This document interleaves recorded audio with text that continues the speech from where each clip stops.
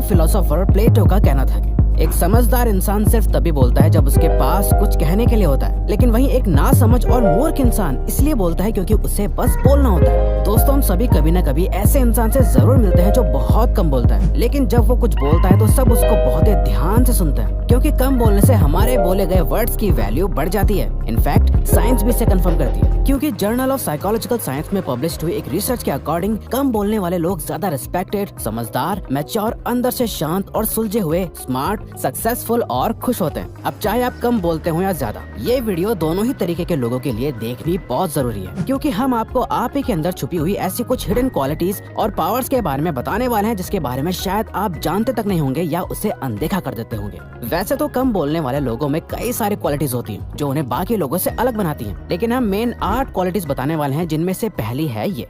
Number 1, कम बोलने वाले लोग ज्यादा इंटेलिजेंट होते हैं। अधिकतर इंटेलिजेंट पर्सन वही होता है जो नए आइडियाज क्रिएट करता है, मुश्किल से मुश्किल प्रॉब्लम को बहुत आसानी से सॉल्व करना जानता है और कम से कम शब्दों में अपनी बातें उसे कहनी आती है। इवन टीचर्स के अकॉर्डिंग भी असल मायने में वही स्टूडेंट इंटेलिजेंट होता है जो आंसर शीट पे कम से कम शब्दों में किसी भी टॉपिक को बहुत अच्छे से एक्सप्लेन करता है, क्योंकि उसे कम से कम शब्दों में बहुत कुछ कहना आता है। और कम बोलने वाले लोगों में ये क्वालिटी भी बहुत ज्यादा देखी जाती है कि कम बोलने वाले लोग दूसरों की ज्यादा सुनते हैं, जिससे उन्हें ज्यादा इन्फॉर्मेशन मिलती है, कुछ नया जानने और सीखने को मिलता है। और काम की इन्फॉर्मेशन उनके ब्रेन के लिए एक टूल की तरह काम करती है, क्योंकि जिसके ब्रेन में एक टॉपिक से रिलेटेड जितनी ज्यादा इन्फॉर्मेशन होगी वो उतना ही उस इन्फॉर्मेशन को अलग अलग तरह से यूज कर सकता है और प्रॉब्लम सॉल्व कर पाता है। Even Albert Einstein, Larry page, Elon Musk और आइजैक न्यूटन जैसे कई स्मार्ट और इंटेलिजेंट लोगों में एक बात कॉमन पाई जाती है कि ऐसे सभी लोग बहुत ही कम बोलना पसंद करते हैं, क्योंकि इन्हें कम बोलने और इन्फॉर्मेशन की पावर के बारे में पता है। इवन दलाई लामा भी कहते हैं कि जब आप बात कर रहे होते हैं तो उस वक्त आप सिर्फ वही दोहरा रहे होते हैं जो आप पहले से जानते हैं, लेकिन अगर आप सुनते हैं तो आप कुछ नया सीखते हैं। नंबर 2,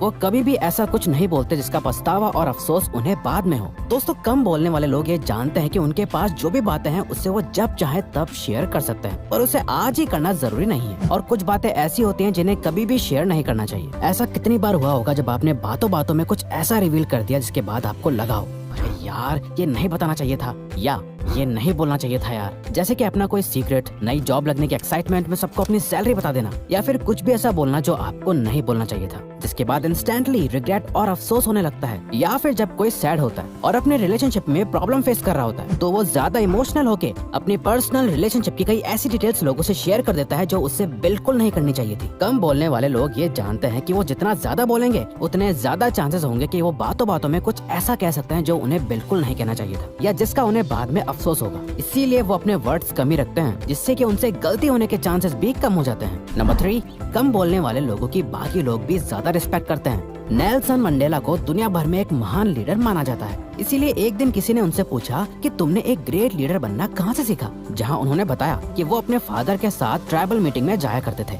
नेल्सन मंडेला एक्चुअली में एक ट्राइबल चीफ के बेटे थे। उनके पिता अपने ट्राइब के लीडर थे, जहाँ वो बताते हैं कि जब भी वो अपने फादर के साथ किसी मीटिंग में जाते थे तो उन्हें वहाँ की 2 चीजें याद है। पहली है कि मीटिंग में सभी लोग एक सर्किल में बैठा करते थे, और दूसरी वो कहते हैं कि my father was always last to speak, यानी मेरे पिता सबसे आखिर में बोलते थे और जितना जरूरी था सिर्फ उतना ही बोलते थे। ऐसे ही दुनिया के ज्यादातर महान लीडर्स में आपने ये क्वालिटी नोटिस करी होगी कि वो कभी भी ऐसे ही रैंडम बात नहीं करते। जब भी आप उन्हें देखते हो तो या तो वो कोई स्पीच दे रहे होते हैं या कोई वैल्यूएबल नॉलेज शेयर कर रहे होते हैं। इसीलिए अधिकतर लोग ऐसे लोगों की रिस्पेक्ट करते हैं, क्योंकि वो कम बोलते हैं बट जो भी बोलते हैं वो बहुत पावरफुल होता है। नंबर 4, कम बोलने वाले लोगों के सक्सेसफुल बनने के चांसेस ज्यादा होते हैं। साइकोलॉजिस्ट के एंडर्स एरिक्सन ने उनके एक बहुत ही फेमस एक्सपेरिमेंट के लिए वेस्ट बर्लिन की एक म्यूजिक एकेडमी में वायलिनिस्ट को 3 ग्रुप्स में डिवाइड कर दिया था, यानी बांट दिया था। First, best violinist, second, good violinist, third, जो लोग वायलिन इंस्ट्रक्टर की ट्रेनिंग ले रहे थे। और साथ ही रिसर्चर्स ने उन वायलिनिस्ट को कहा था कि वो जितने घंटे प्रैक्टिस करते हैं उस टाइम को लिख के रखें, जिसमें रिसर्चर्स ये देखना चाहते थे कि कितने घंटे की प्रैक्टिस से उन म्यूजिशियंस की एक्सपर्टीज पर कितना फर्क पड़ता है। जहां उन्हें पता चला कि जो फर्स्ट ग्रुप के बेस्ट वायलिनिस्ट थे वो दिन के लगभग 3.5 घंटे प्रैक्टिस कर रहे थे, वहीं बाकी दोनों ग्रुप हफ्ते के 9 घंटे प्रैक्टिस कर रहे थे। और जब फर्स्ट ग्रुप के बेस्ट वायलिनिस्ट से पूछा गया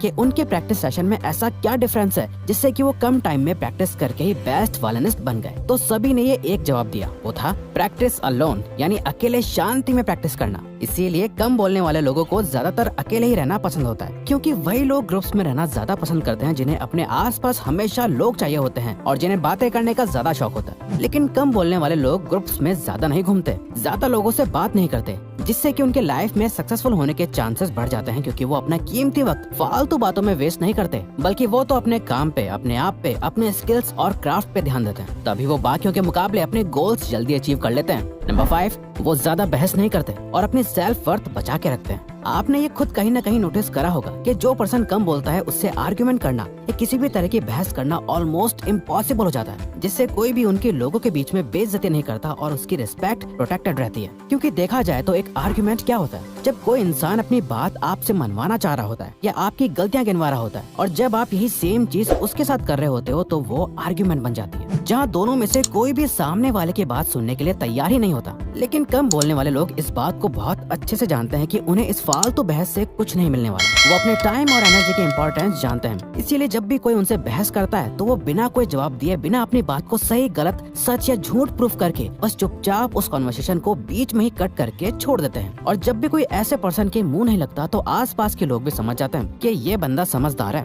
गधों की तरह बहस नहीं कर रहा। क्योंकि जो पर्सन अपनी सेल्फ वर्थ की रिस्पेक्ट करता है वो डिस्कशन में बिलीव रखता है, ना कि आर्ग्यूमेंट में। नंबर 6, कम बोलने वाले लोग ज्यादा फ्रेंडली होते हैं। जब भी हम किसी से सुनते हैं कि ये इंसान बहुत फ्रेंडली है, तो इससे हमें ऑटोमेटिकली ये लगने लग जाता है कि फ्रेंडली होना मतलब इसे सबसे बात करना आता है, ये हर किसी से बहुत ज्यादा बात कर सकता है, या शायद एक्सट्रोवर्ट होगा। पर यहाँ फ्रेंडली होने से हमारा मतलब ये नहीं है कि जो बहुत ज्यादा बात करता हो और हर जगह बस फ्रेंडली माहौल बना देता है, बल्कि असल में फ्रेंडली होने का मतलब होता है जो पर्सन आपको समझे और आपकी बातों से रिलेट करे और आपके इमोशंस को वैल्यू दे। यही असली दोस्ती होती है। और कम बोलने वाले लोगों में ये क्वालिटी होती है जहाँ वो अपनी बातों से आपको इरिटेट नहीं करते, कुछ उल्टा सीधा नहीं बोलते, बल्कि आप जो बोल रहे होते हो उसके पीछे की फीलिंग्स की वो कदर करते हैं। इसी रीजन की वजह से कम बोलने वाले लोग ज्यादा फ्रेंडली होते हैं। ये दुनिया 24 घंटे फालतू बातें करने वाले लोगों से भरी हुई है, इसीलिए हर कोई ऐसे इंसान से दोस्ती करना चाहता है जो सिर्फ बोलने पर नहीं बल्कि हमको समझने पे ध्यान दे।